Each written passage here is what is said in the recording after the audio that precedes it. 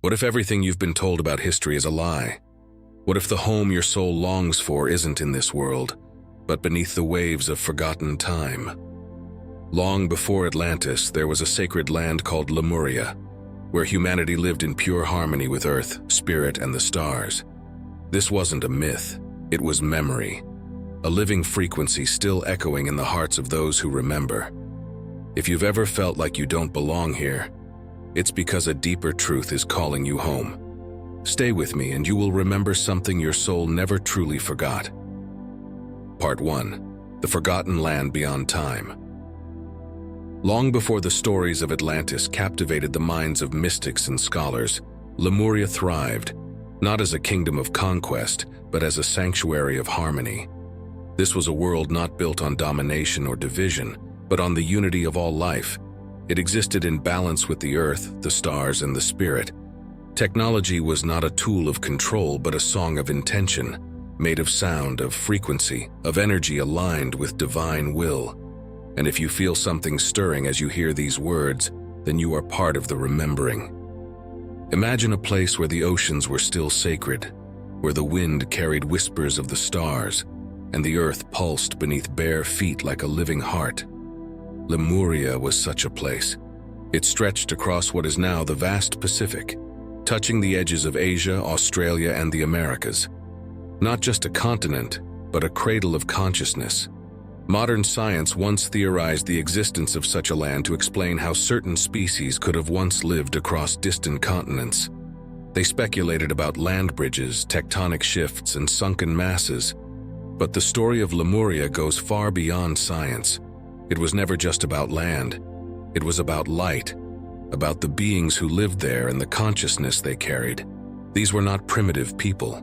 They were advanced in the ways that matter most, not in weapons, not in empires, but in connection.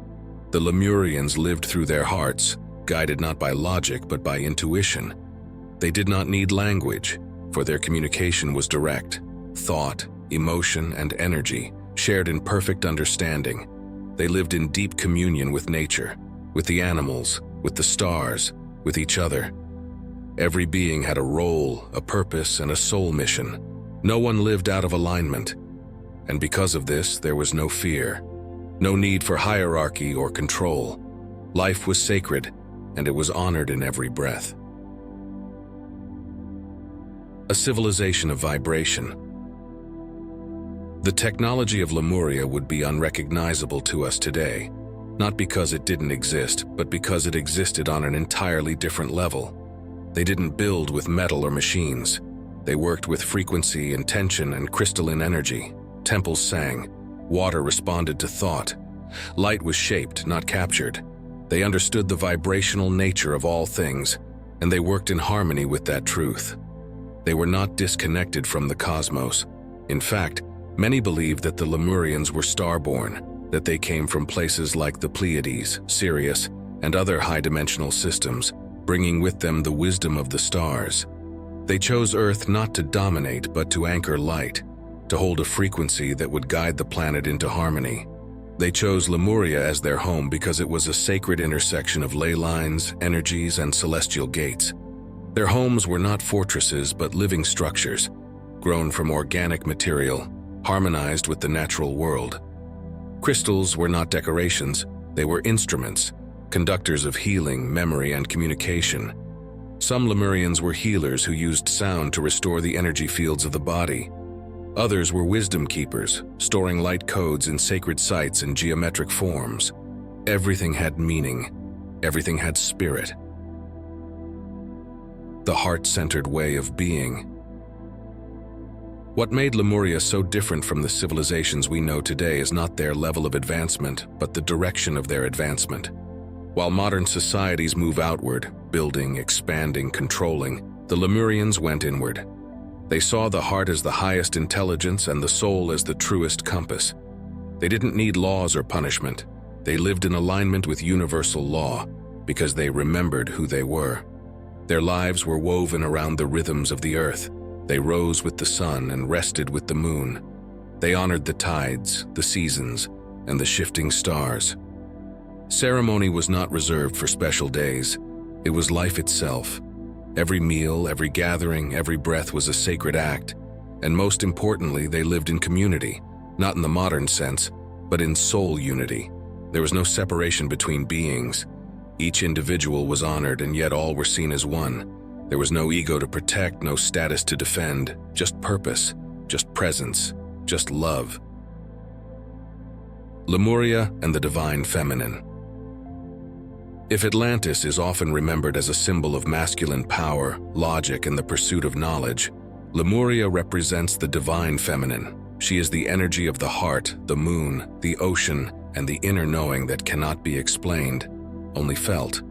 Lemuria is the womb of spiritual memory, the place from which soul wisdom flows. It's no coincidence that many who feel drawn to Lemuria are deeply emotional, empathic, and intuitive. These are not weaknesses. They are remnants of ancient strength. The Lemurian soul remembers how to feel, how to sense, how to trust the unseen. This civilization revered the feminine as sacred, not just in women but in all beings. They honored cycles, intuition, and emotion. They did not fear mystery, they embraced it. And they understood that true wisdom comes not from knowing everything, but from trusting the energy that moves through all things. The rise of Atlantis and the beginning of the end. But even in a place as pure as Lemuria, change was inevitable. Earth is a realm of cycles, of rise and fall, light and shadow, and over time a new vibration began to emerge. It came from the east, from a place that would later be known as Atlantis. This civilization rose quickly, harnessing powerful energies with precision and brilliance. But unlike Lemuria, Atlantis leaned into the intellect, in control, into the ego's desire to know, to define, to dominate. At first, the two civilizations coexisted, but their energies were fundamentally different. Lemuria flowed with the currents of the earth. Atlantis sought to redirect them, and as their frequencies grew more divergent, the tension between them became impossible to ignore. Some say the fall of Lemuria was physical, volcanoes, tsunamis, and tectonic shifts that swallowed the land. Others say it was energetic, a gradual dimming of the light as lower frequencies infiltrated the once pure vibration. Perhaps it was both. Perhaps the Lemurians, in their wisdom, saw the coming change and chose to retreat rather than resist. Many believe they withdrew to the inner earth, to realms unseen. Others believe they returned to the stars or transitioned into higher dimensions. But before they left us gifts. They encoded their wisdom into the earth, into crystals, into the magnetic grid, and into sacred sites like Hawaii, Easter Island, and Mount Shasta. But most importantly, they encoded it into us, into the DNA of those who lived, loved, and breathed in Lemuria's golden light. And now, in this time of awakening, that DNA is stirring once more. You are the key. Have you ever cried at the sound of a certain melody, even though you didn't know why? Have you ever stood by the sea and felt like it was whispering your name? Have you had dreams of floating cities, underwater temples, or light pouring through crystalline halls? These are not dreams. These are memories, not of your mind, but of your soul. You might be a Lemurian soul, and if you are, your purpose is not to escape this world, but to help elevate it, to bring the frequency of love, unity, and remembrance back to a planet that has forgotten its own light. This doesn't mean you have to be perfect. It doesn't mean you have to live in a cave or speak in light codes or renounce the modern world. It means you lead with love. It means you walk with intention. It means you trust the knowing inside you, even when the world tells you it doesn't make sense. You are the bridge between what was and what will be. You are the seed of Lemuria, planted long ago and now beginning to bloom. And the more you remember, the more others will remember too. Part 2. The Return of the Lemurian Light. There's something magical about remembering what you never learned. There's something sacred about knowing what no one ever taught you. And if you've made it this far, then perhaps you're feeling it too. That soft vibration in your chest, that gentle pull towards something ancient, something infinite. This is the call of Lemuria, and it's no longer a whisper. It's a song echoing through time, awakening something that was never truly lost, only sleeping. You see, Lemuria didn't vanish. Not really. It transformed. Like the moon hiding behind clouds, it never stopped shining. And now, as the veils thin and the world begins to crack open in ways we can't ignore, its light is rising again. Not as land rising from the sea, but as a frequency rising through you. The light hidden in the cracks. The fall of Lemuria wasn't a tragedy. It was a transition. A soul choice made not in fear, but in love. The Lemurians saw the shift coming. They felt the dense energies rising, the imbalance spreading. Rather than fight, they surrendered. Not in weakness, but in wisdom. They knew that clinging to a dying age would only feed the fall, so they let go. They entrusted their essence to the earth, to the stars, and to the hearts of their descendants. They buried their wisdom, not to hide it, but to protect it. In crystalline caves beneath ancient mountains, in temples now submerged. But more than that, they wove it into the very fabric of the human soul, because they knew that one day, far in the future, the earth would rise again. And when that time came, those who once walked among the crystal cities would return, not in memory, but in embodiment. And maybe, just maybe, that includes you. Echoes in the earth. Have you ever felt something stir when standing among the mountains, or sensed a powerful presence while swimming in the ocean? Have you noticed how certain places feel alive, as if they're speaking directly to your soul? That's because some places still hold the Lemurian frequency. They're more than geographic locations. They're memory fields, portals, anchors. Mount Shasta, Easter Island, Hawaii, Sedona, the Andes. These places are not random, they're living archives, and they call to those who carry the codes, not for tourism or escape, but for activation. When you stand in those places, something in you unlocks. You don't need to understand it with the mind. The soul already knows. And even if you never travel to these locations, the call will still reach you. Through dreams, through synchronicities, through the rising sensation that there's more to this life than what we've been taught. Awakening the inner technology. The Lemurians didn't build machines to travel. They didn't use wires or screens. Their technology was the self, their body, their mind, and their spirit, perfectly aligned with the natural flow of the universe. They could communicate without speaking, heal without medicine, travel between dimensions without a ship. This is not science fiction. It's a sacred memory. And while we may not be ready to replicate those abilities exactly as they were, we're starting to remember how it felt.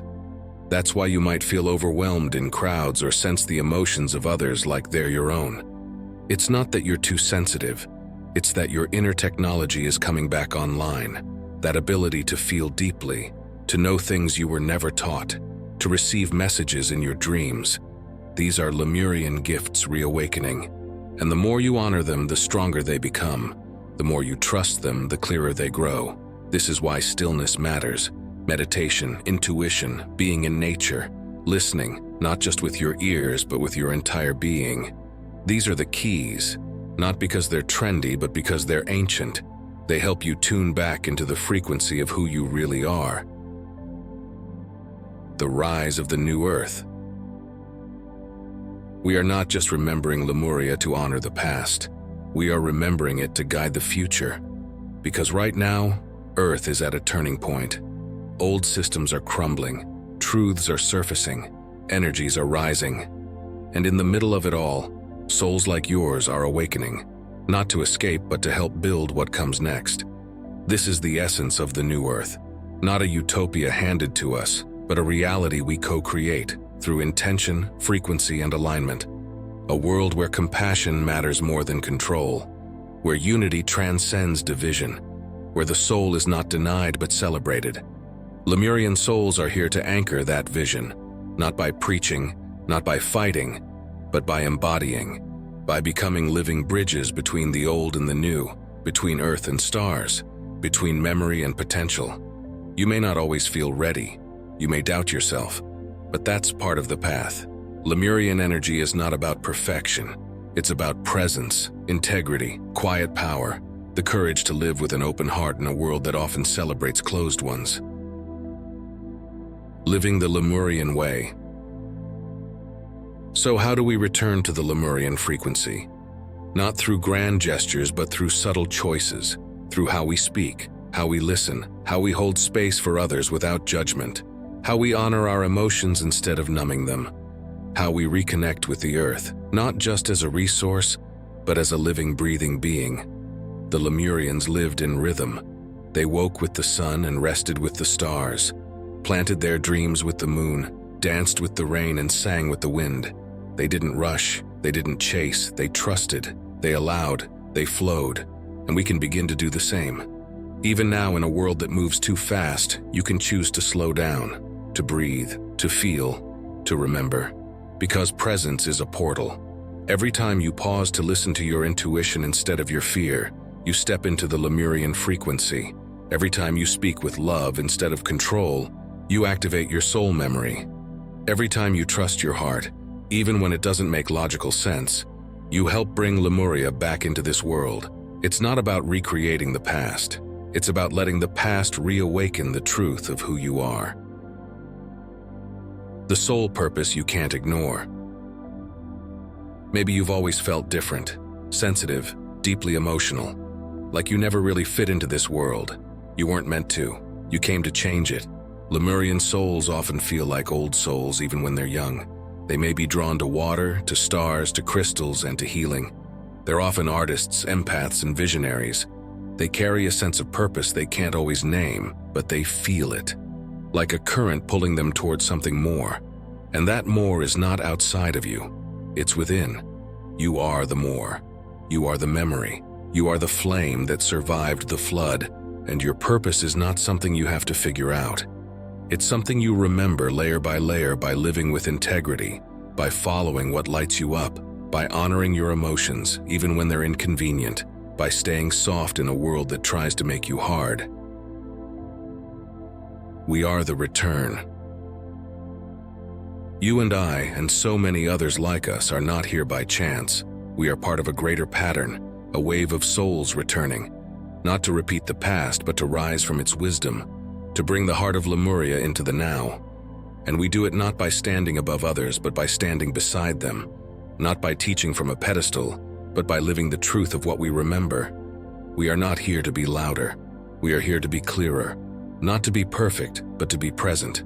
The Lemurian light is not a spotlight, it's a candle, quiet, steady, unshakable, and when one candle is lit, it makes it easier for others to light theirs too.